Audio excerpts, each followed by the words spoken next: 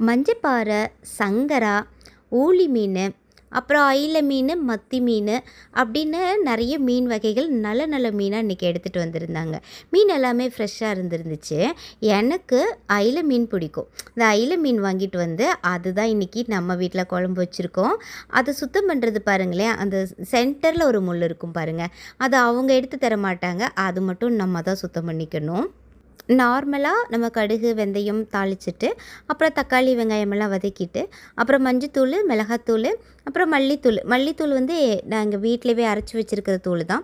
அதில் ஜீரகம் அதெல்லாமே சேர்ந்துருக்கும். அப்புறமா புளி கரைச்சி ஊற்றிட்டு அது நல்லா கொதித்து வரும்போது மீன் எடுத்து அதில் போட்டுடணும். எவ்வளோ தான் வர்ணித்து நான் குழம்பு வச்சாலுமே எங்கள் ஊரில் கிடைக்கிற அந்த குளத்து மீன் டேஸ்ட்டுக்கு இது வராது. இருந்தாலும் இந்த அயில மீன் அது ஒரு தனி டேஸ்ட்டு தாங்க. அதுவும் போக இந்த அயில மீன் குழம்பு இன்றைக்கி வச்சோம் அப்படின்னா இன்றைக்கே சாப்பிட்றத விட நாளைக்கு சாப்பிட்டா தான் அது டேஸ்ட்டாக இருக்கும். நான் எப்போதுமே அப்படி தான் செஞ்சு வைப்பேன். இந்த மீன் குழம்பு வைக்கும்போது மட்டும் கொஞ்சம் அதிக நேரம் விட்டுட்டோம் அப்படின்னா அது உடஞ்சி அந்த முள்ளெல்லாம் சேர்ந்து வந்துடும் தெரியுமா. ஆனால் இந்த அயில மீன் மட்டும் அப்படி வரவே செய்யாது, நல்லா கெட்டியாகவே இருக்கும்.